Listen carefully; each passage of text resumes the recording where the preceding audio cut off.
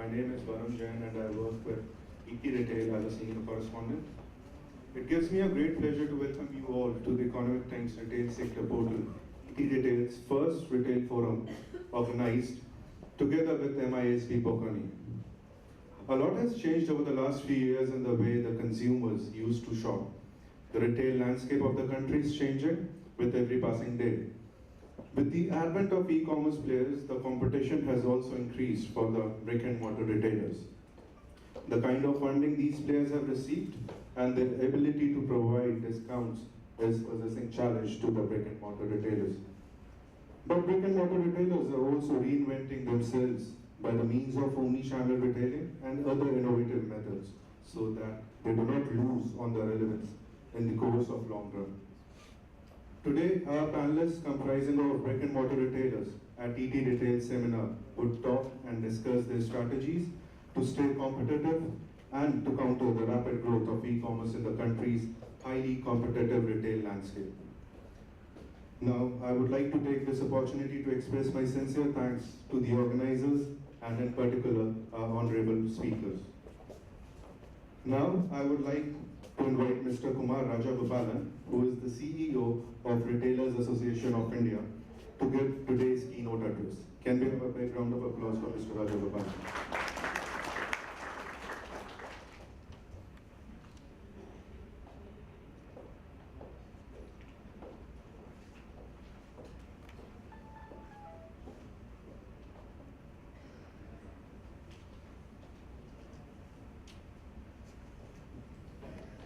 Good afternoon.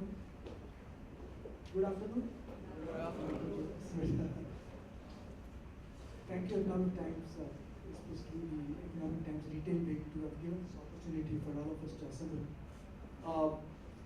The day is something that I was called for to first come in and make a presentation, and then I'm told that there's a whole lot of luminaries who are going to sit here who are possibly going to give their idea about what's happening to them and how do they look at retail changing.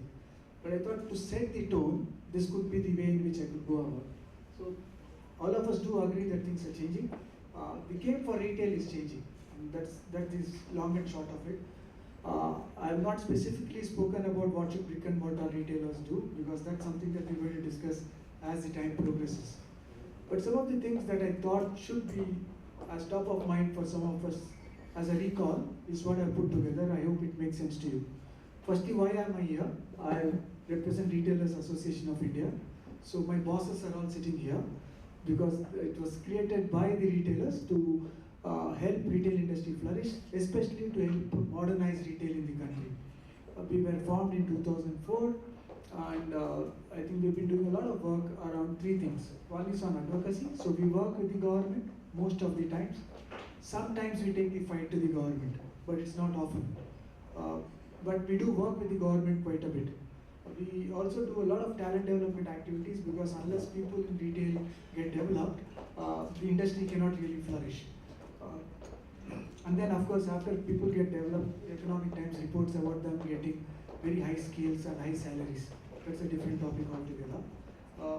The third part of what we do is what we call as industry creation activities. Here we do our own events, but we do our membership meets. We also come out with research papers, and we try and assimilate the service provider database, because retailers always need various service providers to keep their businesses running. So what's happening to retail in India? It's just a capsule which will get us thinking about what's India, why is it so special? We all know even if we take the first bench here, and if we ask who are you, they'll say Indians. But once they go home, each one of them would speak a different language. Each of them would eat a different kind of food. Their clothing habits are very different, and they follow a different religion.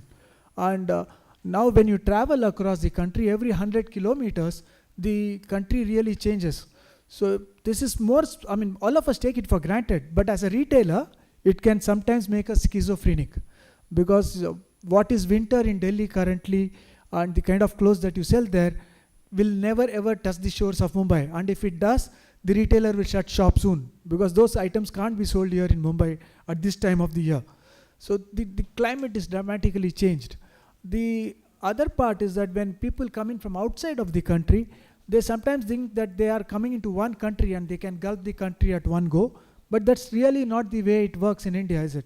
It's very different at every part, it's very different, and therefore it's easier to keep looking at individual markets and doing things for that market. We do have all kinds of formats. We will still have our Panwala, but the fact is that we are as fast in adopting the e-commerce revolution, and we are willing to buy things on TV. We seem to be buying lots more at 6:30 in the morning, right or no? There are people who seem to be switching on TV, and they are either buying religion, because that's what's getting shown in some form or the other, or they are buying things like Exercycle, some kind of Kavach. I don't know. The TV channels have to tell me why they are shown always in the morning at 6:30. But that seems to sell. There is a lot of scope for transformation. That is getting proven by the way in which individual businesses are getting done. And then multi-format retail. People cannot just stick to one format. They have to look at multiple formats. And the only big dampener for brick and mortar is the real estate prices in this country. It's something that we still have to understand how to make money after paying the renters. Sometimes most retailers think that they are actually working for the landlords effectively. The retail industry is growing, all of us know that, and we'd expect that the retail industry should be about $1,000 billion by 2020, which should be a big size by any standard. And this is a RAI BCG study, and this is something that we see as going towards that same number now. So under this, what are the game changers? Some are available, but I don't think everybody is looking at it in that form. One is FDI. It's definitely being visible to everybody. We've been talking about it in various forms. There is mention, and I'm sure as the day progresses, lots more discussion about FDI would happen in some form or the other. GST, the goods and services tax, again the government is busy talking about it. We all hope it happens. When and if it happens, at least from an economic standpoint, India would become one country to deal with. It's one trading zone. The WTO agreement is getting played with in some form or the other, but the duty rates have to go down, and that means that the world will keep getting flatter by the day. And so things will again change for many of us. The unique identification system is the other thing. Suddenly, it's possible to recognize every individual in this room. How many of you have got an Aadhaar card with you? Almost 90% in this room. The others, I'm sure, are getting things done now. And this means that we have your iris, we have your fingerprint, and we also have your photograph. Just imagine what's going to happen to retail, because targeted understanding of individual customers is getting easier by the day. Retail policies are changing. We've been asking, so all this while as RAI, we've been asking at the center to change things for us, also to set up a ministry for retail. It's taken time, but since the last 1.5 years, we started working in the states. Almost 10 states in this country are going to come up with a retail policy, hopefully within the next 1 year's time. Definitely Maharashtra has already put its retail policy. It's available online. Currently, it's up for discussion. Andhra Pradesh, I think they are wanting to release their final retail policy faster than Maharashtra.